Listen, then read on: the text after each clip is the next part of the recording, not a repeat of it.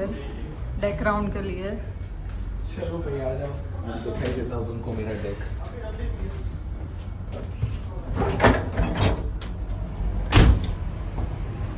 It's a beautiful weather today.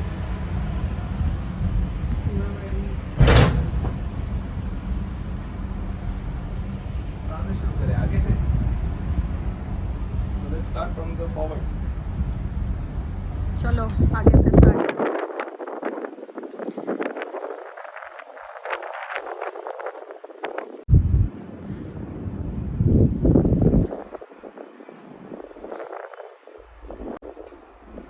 This is catwalk. Catwalk है. This is the safe area where we. What is this, Captain? Shelter. It's called as a shelter.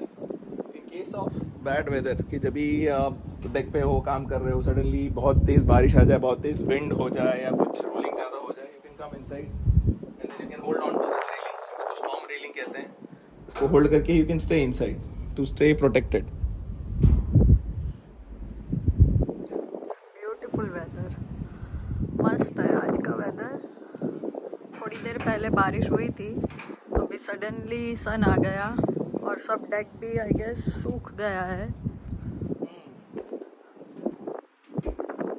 तो देख लो, ये portable gangway है। जब भी हम port में जाते हैं तो वहाँ पर for ease of access for the people who can come up, तो शिप से नीचे उतरना है तो ये पोर्टेबल गैंगवे रिक करते हैं। ये सब जो दिख रहा है तुम्हें, पाइपलाइन से सब मैनिफोल्ड, सारे मैनिफोल्ड एरिया है। यहाँ से कार्गो लोड अनलोड होता है।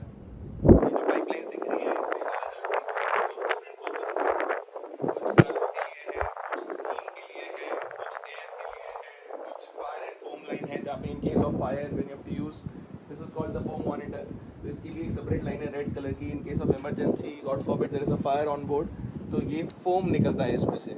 सो you set up the equipment and machinery inside foam room में एंड देन लोग फायरमैन आउटफिट पहन के आते हैं डेक में, ये यूज़ करते हैं। फोम से हम एक्सटिंग्विश करते हैं fire.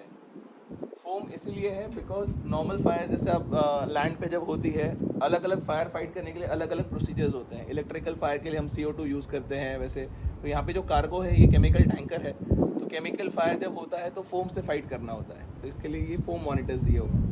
Also you see there are fire hydrants also, यहाँ पे सब जगह पे, इवन ऑन डेक अलग अलग जगह पे आपको होज बॉक्स वगैरह है, आपको फायर होज मिलेगा, जो आप लोग ने अभी टावर्स में भी देखा होगा, अपने अपने बिल्डिंग्स में भी देखा होगा, मॉल्स में देखा होगा, फायर रील्स एंड एवरीथिंग। तो उससे हम लोग फाइट करते हैं फायर। इसके लिए हम लोग ड्रिल्स भी करते हैं, एक्सरसाइज करते हैं कि to tackle any kind of emergencies on board. तो weekly we conduct drills, crew की ट्रेनिंग होती है, ऑफिसर्स की ट्रेनिंग होती है, हम लोग सबको बताते हैं, फैमिलाइजेशन होता है कि इसको कैसे यूज़ करना है, हर इक्विपमेंट्स को अलग अलग केसेस में कैसे रिएक्ट करना है, तो ये सारे एक्सरसाइज करते हैं। This over here you see is the hose handling crane कहते हैं इसे, या मिडशिप क्रेन कह सकते हैं। ये यूज़ होता है जब भी अपने को we have to make connections to the manifold, pick up hose, जिससे वो कनेक्शन होके जब कार्गो शोर के लिए जाएगा या वापस वहाँ से जब आएगा, तब ये होज से हम होज हैंडलिंग क्रेन से होज उठा के कनेक्ट कर सकते हैं। प्लस अदर हेवी ऑब्जेक्ट्स, तब देखो जैसे स्पेयर एंकर भी है, उसे भी उठाना है, तो उठाने के लिए you have this hose handling crane, midship crane, इससे सारे हेवी ड्यूटी ऑब्जेक्ट्स वगैरह उठा सकते हैं। So huge.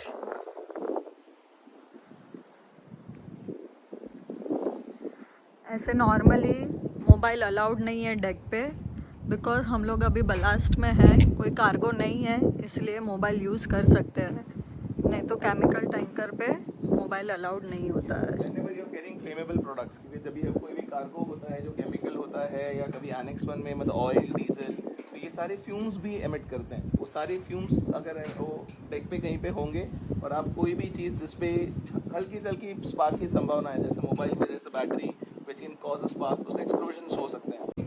Non intrinsically safe items not allowed. Mobile में इंट्रिंसिकली सेफ का मतलब हो गया कि कोई भी ऐसी चीज़ जो स्पार्क वगैरह अंदर ही रखे, बिल्कुल बाहर ना आने दे, खाली वही चीज़ें अलाउड होती है। तो स्पेशल ऐसे इक्विपमेंट्स होते हैं हमारे पास, स्पेशल टॉर्चेस होती है, वैसे स्पेशल कैमराज होते हैं जो हम यूज़ करते हैं। नॉर्मल कैमराज और ये सब हम अलाउ नहीं करते जब कार्गो लोडेड होता है। वो सब आप देख रहे हो, तो this are called winches, mooring winches, उस सब पे रोप्स वगैरह है। जब भी शिप अलॉन्ग साइड जाता है बर्थ पे, द शिप अलोंगसाइड कि जेटी पे ही रहे, तो तभी mooring ropes यूज होती है, mooring ropes पास होती है to the land, berth and terminal, जहाँ पे उनके बोलार्ड्स कहते हैं, बोलार्ड्स पे mooring ropes बंधी जाती है, so then that would keep the ship alongside. So there over here you can see winch area, yellow color का circle है, हेलीकॉप्टर winch area है ये, यहाँ पर बेसिकली ये शिप का साइज 183 मीटर्स है, यहाँ पे प्रॉपर हेलीकॉप्टर लैंड नहीं करेगा, बट कभी भी in case of an emergency जब एयर इवैक्यूएट करना है किसी क्रू मेंबर को, God forbid for any kind of emergency, तब यहाँ पे उसे लेके आएंगे, helicopter will hover up on the deck, then नीचे से विंच होके it will be taken up. Same thing कभी कोई पायलट्स जो हम नज़दीक जाते हैं, pilots have to land, they normally come by boats, but suppose weather खराब है और बोट्स में सेफ नहीं है आना, then the pilot also will come in a chopper, that will hover over this yellow spot, यहाँ पे वो लैंड करेगा बाय वायर. ओके. इसलिए उस एरिया में यूज करा नो ऑब्स्ट्रक्शंस, एकदम क्लियर है आजू बाजू से, बाकी all the protrusions and everything is clear from that. But ये वाला सब शिप पे नहीं होता है ना? नहीं, ये सर्टेन मतलब बड़े शिप्स पे होता है, मीडियम रेंज. अभी हमारा शिप जो है वो एमआर टैंकर है, एमआर मतलब मीडियम रेंज टैंकर. ये शिप की साइज है 183 मीटर्स, जो डेड वेट है वो 50,000 टन्स है, और 50,000 टन्स कार्गो हम कैरी करते हैं. तो ये सब शिप थोड़े बड़े हैं, तो यहाँ पे विंचिंग एरिया होता है. छोटे शिप्स केमिकल टैंकर्स जहाँ पे एकदम होते हैं, तो वहाँ पे डेसिग्नेटेड विंच एरिया ऐसा कुछ नहीं होता है. देयर ऑटोमेटिक मतलब choppers and all that, they find space, कभी ब्रिज विंग पे, कभी पूप डेक पे, जहाँ उसे सेफ लगता है कासल पे, वहाँ लैंड करता है ये शिप पे. And then there are bigger ships like PLCCs, जहाँ पे प्रॉपर हेलीकॉप्टर के लिए लैंडिंग पैड होता है, तो वहाँ पे लैंड कर सकता है हेलीकॉप्टर. मैंने तो अभी तक देखा नहीं है, 10 साल हो गए, बट अभी तक देखा नहीं है कि कोई पायलट हेलीकॉप्टर से लैंड हुआ हो. चलो इन फ्यूचर में भी देखने मिले. आगे भी देखो mooring ropes वगैरह और भी है winches. टोटल ऐसे जगह पे you will find forward में there are about 4 mooring winches on deck, और आगे forecastle में another 4 mooring winches. तो वैसे sufficient ropes पास होती है. आगे में about 8 to 10 depending on the port, depending on the weather condition, depending on the जो पोर्ट में कैसा वेदर होता है, करंट्स कैसे हैं, उसके हिसाब से पायलट और हम लोग डिस्कस करते हैं, we pass the mooring ropes. कभी 8 कभी 10 वैसे, तो 8-10 रोप फॉरवर्ड में, 8-10 रोप आफ्टर. अभी हम लोग कौन से एरिया में आए? ये एरिया को क्या बोलते हैं? Fort castle area. Fort castle area forward part of the ship. यहाँ पर आपको विंडलेस भी दिखेगा, 2 बड़े मतलब चेन्स जो आपको दिख रहे हैं ड्रम्स पे, this is known as the windlass. यहाँ पे हुआ है कि यहाँ से ऑपरेटिंग लीवर है, यहाँ से ऑपरेट होता है, and this is the anchor. आगे अभी आपको और दिखेगा चेन, ये नीचे चेन लॉकर में जा रहा है, और चेन लॉकर से फिर इट इज कमिंग अप. चलो. House pipe and down below. चलो अभी एंकर देखते हैं. और ये जो नीचे दिख रहा है, ये सब बर्ड्स वगैरह, सीगल्स वगैरह होते हैं जो उड़ते रहते हैं out at sea. They have dirty. Main anchor दिखेगा कैप्टन अभी? Yes, now I will show you anchor.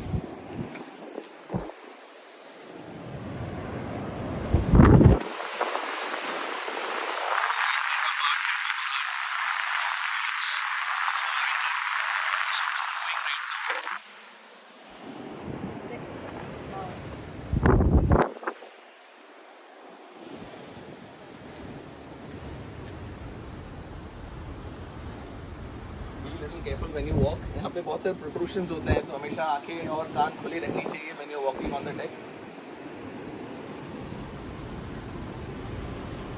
क्या मस्त आवाज आ.